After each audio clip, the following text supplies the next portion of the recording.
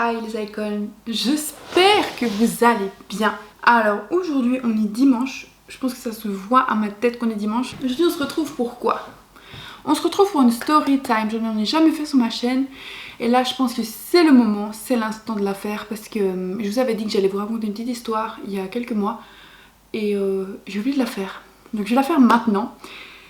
Et voilà, on va mettre des petits masques ensemble, comme ça bah, on se divertit. Alors, pour les masques que je vais mettre, c'est du Action en fait, j'aime bien ces masques. Celui-là c'est le Deep Cleansing et celui-là c'est le Oil Pistalo Absorbing, donc ça absorbe l'huile de la peau.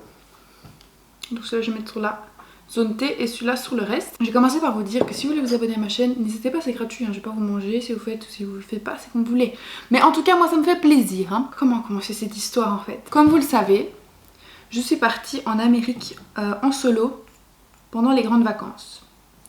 Ça a été vraiment un voyage magnifique, j'ai pu voir l'Amérique du Nord, j'ai pu voir le Canada et tout ça toute seule. Enfin quand je suis arrivée à Miami par exemple, c'était ma première destination, bah honnêtement j'ai versé des larmes parce que pour la première fois de ma vie je me sentais pas en sécurité parce que j'étais toute seule dans un continent mais hyper loin du mien et du coup ça m'a mis une forte pression quand je suis arrivée à Miami ou à Miami comme tu veux, hein, c'est toi qui décides.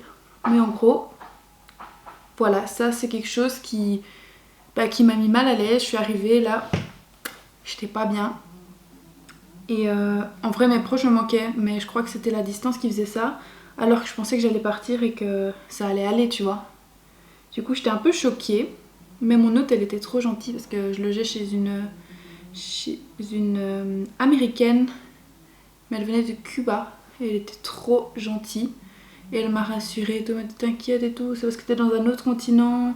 T'as pas l'habitude. C'est la première fois que tu fais ça. Faut pas t'inquiéter, nanana. Et du coup, elle m'a rassurée et ça a été. Enfin, mon voyage était magnifique. Je suis partie à Miami, à San Diego, à Los Angeles, à San Francisco, tout ça. Las Vegas aussi. Et donc jusque là tout allait bien, j'ai pas eu de trucs bizarres. Comme je vous dis, je vivais ma meilleure vie. Cependant, je suis arrivée au Canada et tout, à Toronto, j'ai kiffé cette ville mais pas comme les autres. C'était pas ma ville préférée, tu vois. Ma dernière ville que je visitais c'était New York. Je l'avais déjà fait, donc je connaissais New York comme ma poche. Donc j'étais trop contente parce que la personne qui m'a rejoignée à New York c'était ma maman. Donc je me disais que j'allais la voir, ça faisait un mois que je l'avais plus vue. Et après un long voyage comme ça, voir ses proches ça fait toujours du bien. Donc je suis à l'aéroport, c'était mon dernier jour à Toronto, on était le 31 juillet. 31 juillet c'était une journée assez ensoleillée et tout ça, je me suis préparée tôt, j'ai fait ma valise tôt, je suis partie tôt à l'aéroport parce que moi c'est ma phobie d'arriver en retard. Donc je suis arrivée genre 3 ou 4 heures à l'avance à l'aéroport. Tout allait bien, mon vol était sur les panneaux d'affichage, il n'y avait pas de retard, tout ça. C'était avec Air Canada. Et donc trop contente quoi, enfin tu vois, je me disais yes c'est bon pour mon dernier vol parce que j'ai jamais eu de retard avec aucun de mes vols. J'ai jamais eu de problème, toujours à l'heure, enfin voilà. Donc je me disais vas-y pour mon dernier vol, ça va être cool si j'ai rien tu vois. Sauf que tu sais quand il va se passer quelque chose. Moi je sais quand il y a un truc de pas normal qui va se passer, tu vois. Et là je sentais un truc me dit parce que c'était l'heure d'embarquer, on embarque. Et je me dis oh, bah tant mieux, c'est que mes pensées négatives elles sont là pour rien, tu vois. Donc on embarque, tout va bien, je suis dans l'avion, j'ai fait tous les trucs de douane parce que en fait quand tu quittes le continent canadien pour aller aux US, tu dois faire plein de tests, comme quand tu arrives sur le continent en fait, la même chose. Et donc j'ai fait tous les tests, ça a duré assez longtemps. Et puis enfin dans l'avion je me dis vas-y c'est bon, ma mère m'attend. Elle était aussi dans l'avion parce qu'elle venait de Belgique, moi je venais du Canada. Et du coup il lui restait genre 3 heures avant d'arriver et moi il me restait 4 heures. Mais en soi on devait arriver à peu près à la même heure si jamais elle avait eu un retard ou quoi. Ma mère est dans l'avion mais son vol avait eu du retard. Mais bon, elle a quand même eu son avion, elle était dans les airs pendant que moi j'étais dans mon avion. Et alors l'avion se prépare, tu sais, il se met sur la piste. Donc quand il se met sur la piste, c'est logiquement qu'il va décoller, tu vois. C'est genre. Donc moi je suis trop contente, je me dis yes et tout, New York, j'arrive et tout. Après 5 ans d'attente, New York c'est ma vie, je sais pas si vous savez, mais si vous ne savez pas, voilà. New York c'est toute ma vie entière et je me dis enfin, j'avais les larmes aux yeux, je me dis enfin je vais retourner à New York. Et en plus de ça, il y a ma mère, donc j'étais trop contente. Dans l'avion, je m'installe, j'enlève mes chaussures, je mets mes chaussettes cosy là, tu vois, pour les vols un peu plus longs. J'enlève mon make-up, voilà. Et puis quoi, l'avion s'arrête en plein milieu de la piste. Je me dis, c'est bizarre ça. Et puis je vois qu'il n'y a aucun avion qui décolle. Enfin, il y a certains avions qui décollent, mais d'autres compagnies qui décollent pas et qui sont juste derrière nous, tu vois. Et je me dis, bizarre. Et là je me dis, Chloé, t'inquiète, sois pas négative, c'est peut-être juste un petit problème technique et tout. Et là, Air Canada nous dit, oui, vous inquiétez pas, il faut juste qu'on attende parce que la météo à New York est pas terrible, on peut pas atterrir s'il y a trop de météo, nanana, s'il y a trop d'orages et tout. Il y a des orages à New York. Je me dis, oh, c'est pas grave et tout. On va peut-être attendre genre 10 minutes et puis on va voler, enfin le temps qu'on arrive, de toute façon il y aura peut-être plus d'orage. Eh ben, Chloé se trompe. Pourquoi?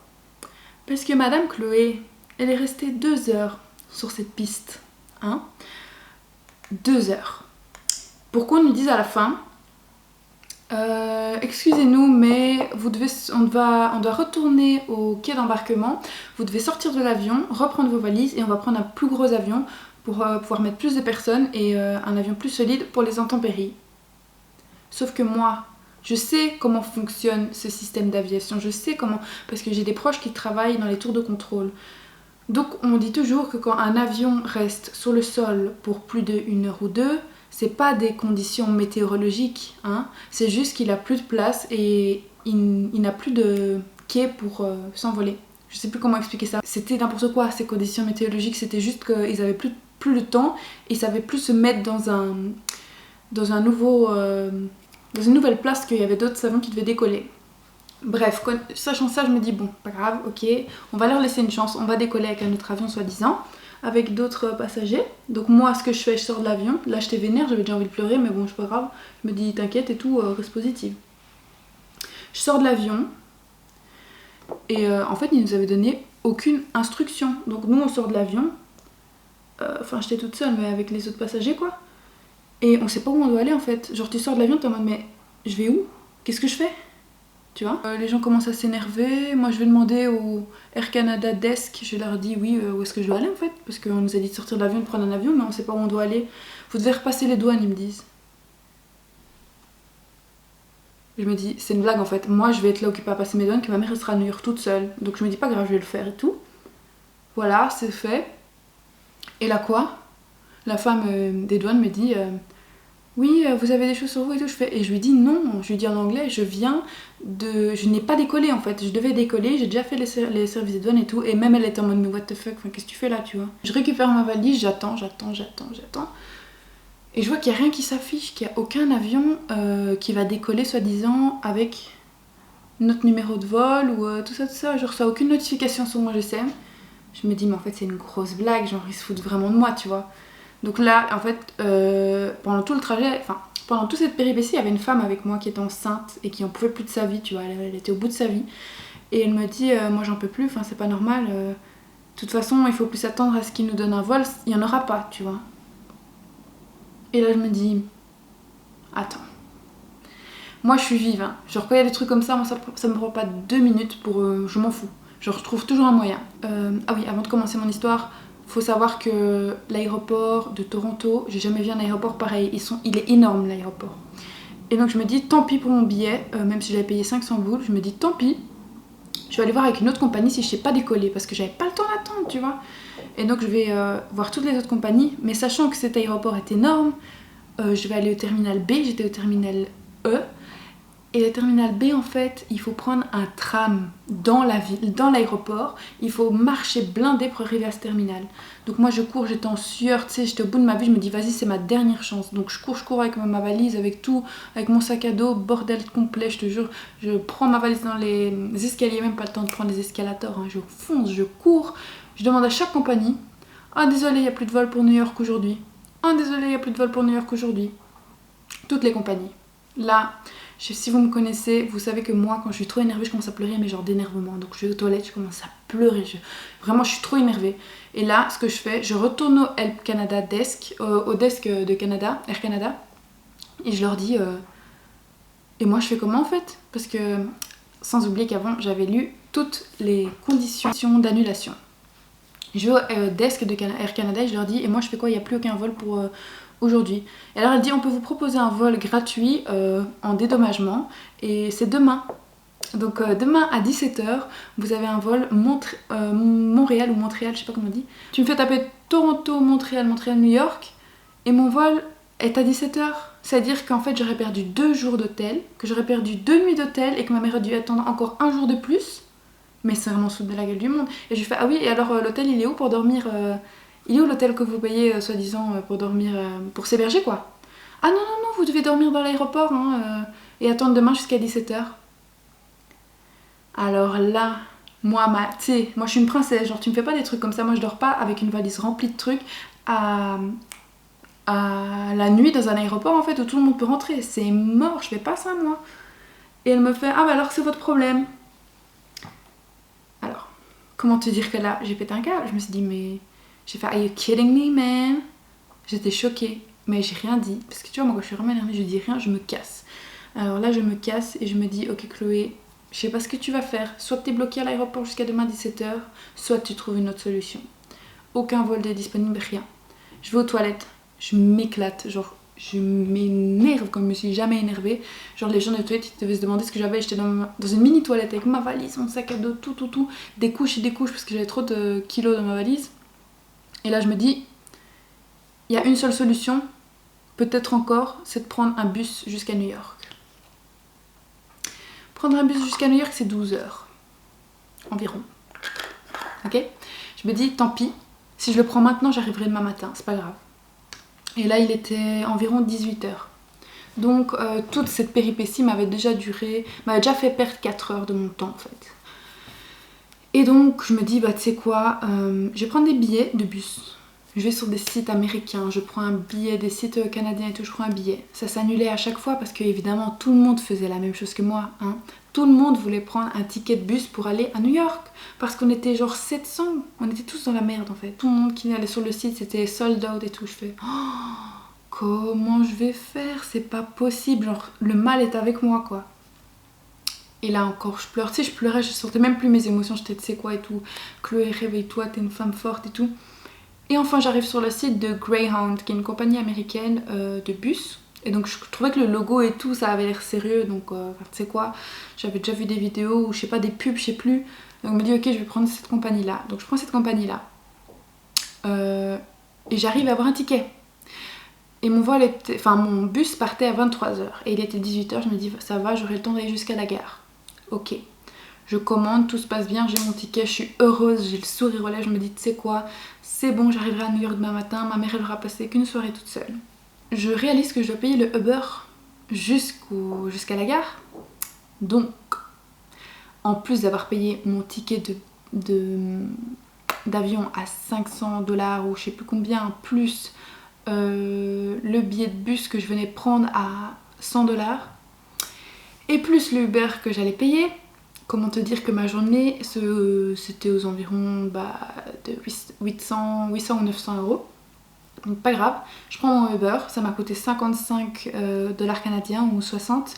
J'arrive enfin à la gare, je suis heureuse, vraiment j'étais trop moche. Tu vois quand t'as transpiré, quand t'as pleuré ton make-up tout horrible, je m'en foutais, je me disais tant pis, je m'en fous. J'arrive à cette gare, je prends des petits trucs à manger, il y avait quasi rien, donc j'ai pris une banane et des carottes coupées parce qu'il y avait que des trucs avec de la viande ou du poisson. Je me dis c'est pas grave, j'arriverai à New York demain matin, je mangerai un bon petit déjeuner. Donc j'attends dans ce truc là, je lutte pour rester éveillée, j'avais trop peur qu'on vole ma valise, j'étais seule, je vous le rappelle. Et il y avait des gens quand même bizarres à cette gare de Toronto, enfin c'est pas rassurant quand t'es seule et que t'attends un bus et qu'il y a plein de gens qui peuvent se rentrer, donc les SDF et tout peuvent rentrer. 23 h, mon bus est là, je suis contente, vraiment contente, je me dis waouh et tout. Donc je prends mon bus, je mets ma valise dans le bus, je rentre dedans, je me mets tout derrière. Petit détail marrant, j'étais à côté de la toilette. Donc c'était la dernière place qui n'était pas occupée et en plus de ça, à chaque fois que quelqu'un allait chier aux toilettes, je le sentais. Un petit détail en plus tu vois pour raviver la journée, voilà. Donc, une fois dans le bus, je suis trop contente. Je me dis, vas-y Chloé, demain matin t'es à New York, tu peux faire la sieste et tout, tu peux dormir tranquille. Toutes ces péripéties sont passées, c'est bon, demain tu seras à New York. Je m'endors. Et en fait, il y avait 3 arrêts. Il y avait Phoenix, non, il y avait un autre arrêt, je sais plus c'était quoi. Puis il y avait Phoenix, puis il y avait New York. Premier arrêt, tout va bien, il y a les douanes, donc on se fait contrôler parce qu'on est arrivé aux États-Unis. On se fait contrôler, ça va vite, trop contente. Je remonte dans le bus, je dors, deuxième arrêt, tout va bien. On reprend la route. Et là, il faisait jour, enfin presque, c'était le lever du soleil, il était 6h du mat. Et j'ouvre les yeux et tout, je suis contente. Et puis tout va bien, on était au New Jersey. Et là, la conductrice de bus nous dit je vais m'arrêter pour aller faire pipi. Si vous voulez, vous pouvez aussi faire pipi et prendre une boisson. Moi je dis ok, y a pas de souci, tu vois. Donc elle s'arrête.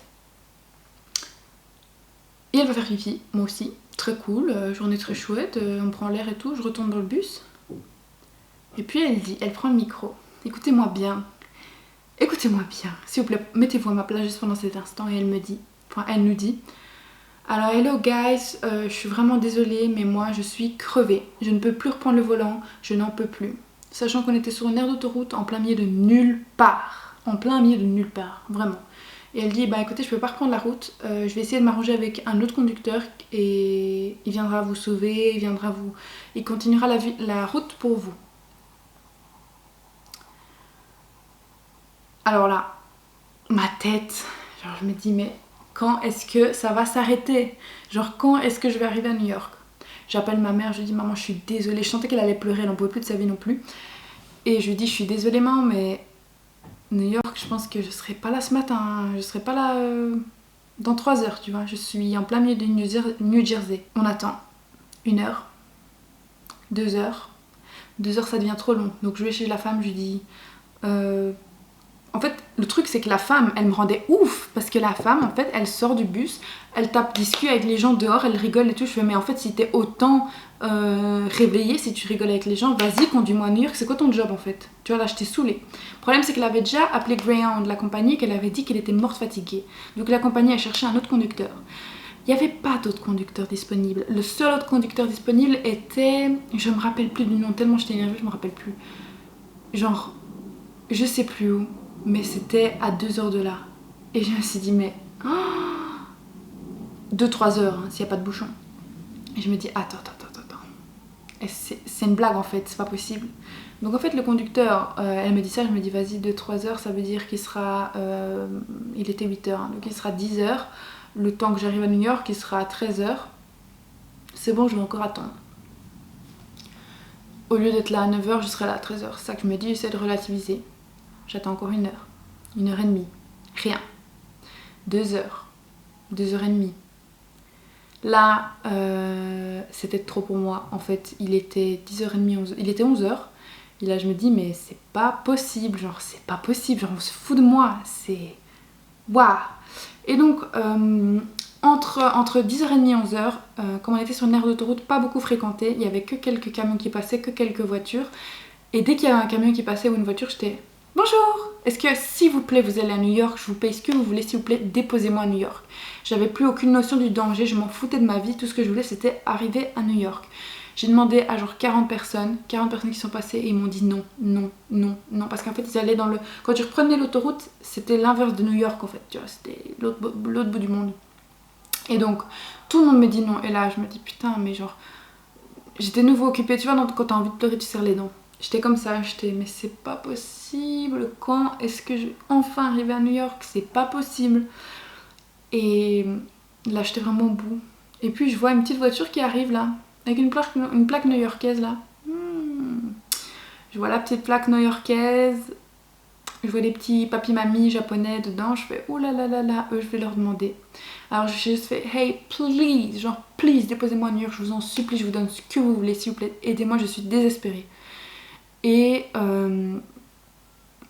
me regarde, la madame, c'était d'abord le petit monsieur à qui j'ai dit ça, et le monsieur il me dit genre sceptique, vraiment pas vrai, j'avais l'impression qu'il allait me dire non tu vois. Puis il va chez sa femme, il commence à parler en japonais, et puis en mandarin, je sais pas, anyway. Et puis la femme dit et pourquoi et tout, elle me demande d'expliquer mon histoire, je lui explique, elle fait vas-y viens. Là J'étais trop contente, genre je me suis dit vas-y c'est bon, je vais enfin arriver à New York et tout. Pour moi c'était les sauveurs de la situation. Je savais pas que les gens en 2019 pouvaient être encore gentils comme ça. Et donc elle m'a dit vas-y monte dans la voiture, on habite à Long Island, c'est pas loin de New York et il y a un train qui va à New York directement de là. Et donc j'embarque dans leur voiture, je suis soulagée, je dis merci Jésus, merci pour cette aide là et tout, j'étais découragée, enfin franchement tout le monde m'a fait des feintes en fait, genre l'avion m'a fait des feintes, le bus m'a fait des feintes, horrible. Donc j'arrive, je suis dans leur voiture, je suis trop contente, ils sont super sympas, ils me racontent leur petite vie. Ça a pris 3 heures pour arriver à Long Island. Et là je voyais déjà les tours et tout de New York, j'étais en mode waouh, ma mère est là, elle m'attend tu vois.